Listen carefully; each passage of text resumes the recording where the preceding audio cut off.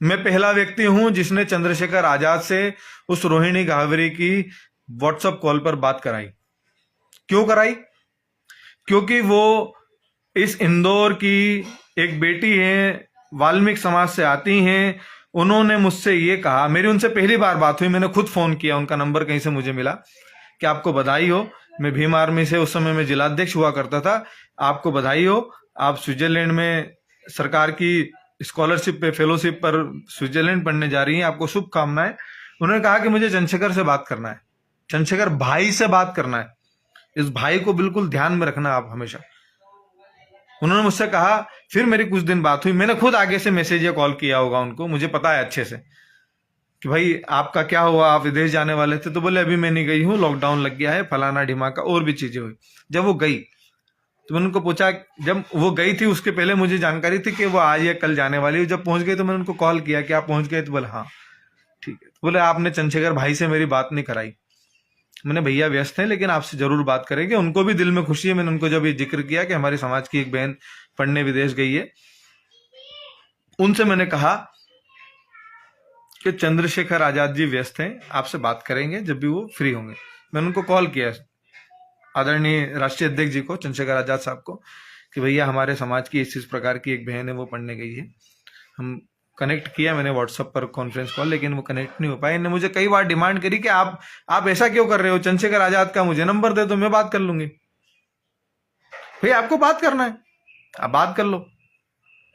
मैं ये जवाब दे रहा हूं, मैंने चंद्रशेखर आजाद को गरीब होते पसंद किया, मैं इस बात पर जवाब दे रहा हूं आपको। उन्होंने मुझसे कहा, फिर कहा, मैंने भैया को फोन लगाया, मैंने भैया कनेक्ट नहीं हो पा रहा है, क्या करें? तो बोले ठीक है हम देखते हैं बात। मैंने मुझसे नंबर मांगा कि नंबर एक्सचेंज किया, मैंने, मेरी गलती थी, मैंने नंबर एक्सचेंज किया। आपने चंद्रशेखर आजाद को भाई के रूप में चर्चा करना चाहिए। आप अभी एमपी तक के उसमें एक आप इंटरव्यू करती हैं, उसमें आप ये कहती हैं कि चंद्रशेखर आजाद गरीब आदमी हैं, मैंने तो उसकी बहुत गरीबी में सहयोग किया, मैं तो उसकी गरीबी में ये सब चीजें करना चाहती थी। आपने गरीबी में चंद्रशेखर आजाद को पसंद किया, आपने सब चीज की। चंद्रशेखर आजाद की वैल्यू आपकी नजर में उस समय कुछ भी नहीं थी, शून्य मान लो, मैं समझता हूं शून्य होगी आपकी नजर में उस समय में। आज आप बहन जी की बात रखती हैं, तो क्या माननीय बहन जी को इतने ही बार प्रयास किया आपने बात करने का कि बहन जी हमारी, मेरी बात सुनो, मैं आपकी बेटी हूं, मैं समाज की बेटी हूं, मैं विदेश पढ़ने गई हूं? एक सिंगल टाइम प्रयास किया हो तो आप सोशल मीडिया पर बता देना है।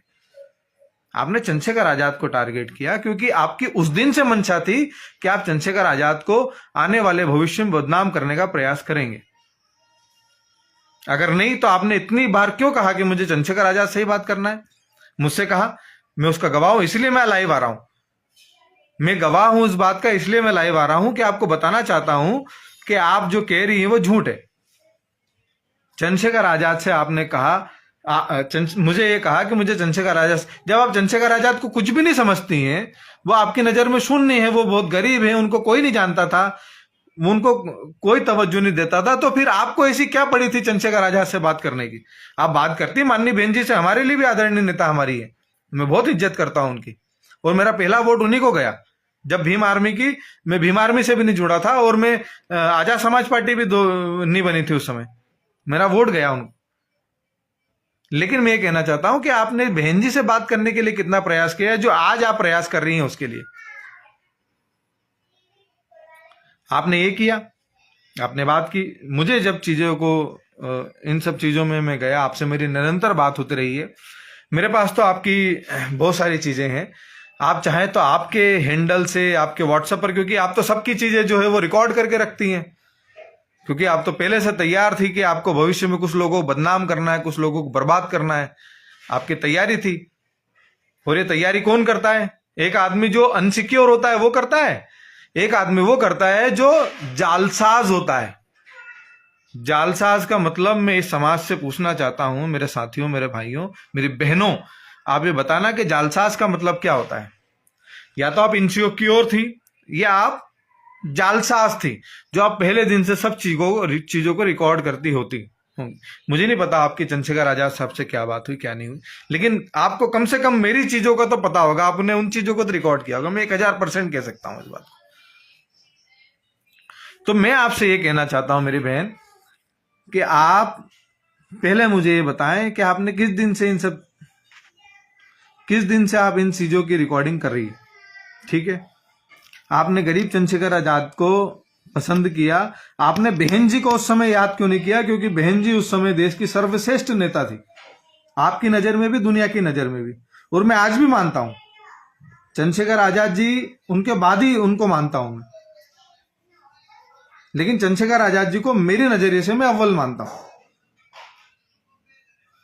मेरा ये सवाल है, आप इसका जवाब देना। आपने मुझे धमकाया अभी 10 मिनट पहले, मैं आपकी एफआईआर भी करा सकता हूं। इसके लिए मैं बात करूंगा मेरे आला कमान से, अगर उनको लगेगा कि मैं इस पर एफआईआर कराऊं, मैं बिल्कुल कराऊंगा, मेरे पास रिकॉर्डिंग है।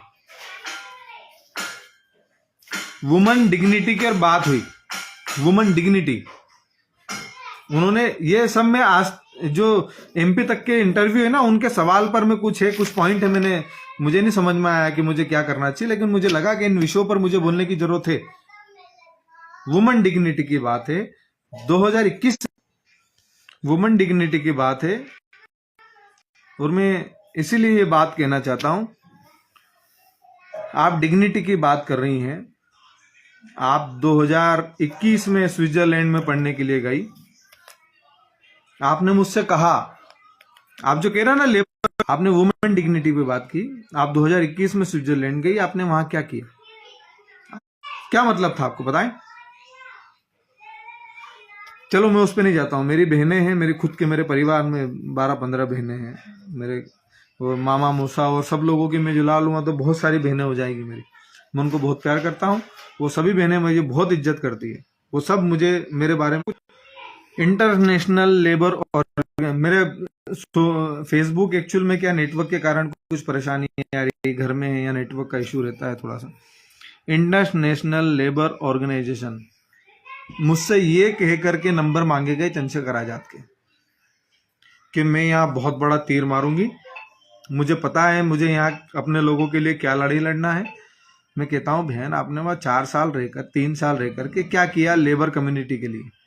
मैं भी उसी वर्ग से आता हूँ, मेरे माता पिता भी मजदूर वर्ग से रहे हैं, इवन मैं भी वही काम करता हूँ। मेरा भी कोई बहुत बड़ा धंधा बिजनेस नहीं है, मेरा भी एक छोटा सा वाटर प्रूफिंग का काम है, मैं लोगों के घर की छतों का काम करता हूँ, मैं भी एक लेबर हूँ।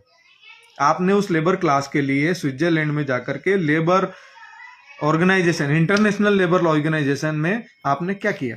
यूएनओ में आपने क्या किया? आप बताओ, ये जवाब। अब मुझे बार बार नेटवर्क का इश्यू आ रहा है, आपने इंटरनेशनल लेबर ऑर्गेनाइजेशन में जाकर के क्या किया? रिलेशन सामाजिक आंदोलन के लिए फलाना ढिमाका, आपने क्या किया? आप ये कह रहे हैं मैंने सुझाव दिए, तो मैं नहीं समझता कि आपके सुझाव से चंद्रशेखर आजाद ने भीम आर्मी शुरू की होगी।